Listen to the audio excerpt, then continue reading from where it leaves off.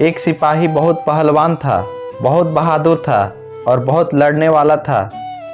उसका घोड़ा भी वैसा ही बलवान, बहादुर और लड़ने का हौसला रखने वाला था। एक दिन सिपाही अपने घोड़े पर बैठकर किसी पहाड़ी रास्ते से जा रहा था।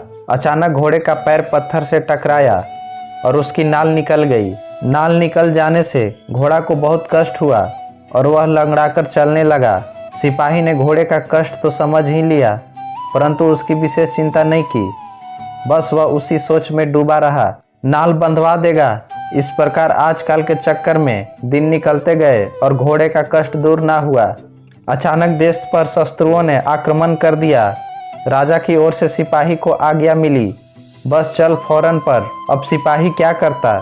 इतना समय ही कहा था कि जो घोड़े के पैर में नाल बंधवा पाता, परंतु लड़ाई पर तो जाना ही था।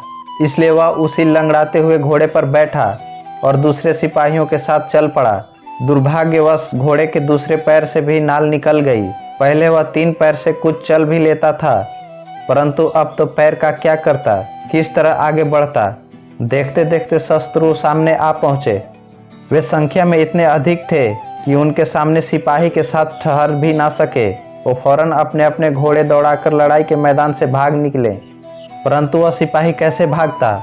उनका लंगड़ा घोड़ा जहाँ का तहाँ खड़ा रह गया। सिपाही ने दुख के साथ हाथ मलते हुए कहा, यदि मैं आजकल के चक्कर में ना पड़ा रहता और उसी दिन अपने घोड़े के पैर में नई नाल बंधवा देता, तो आज इस विपात में क्यों फंसता।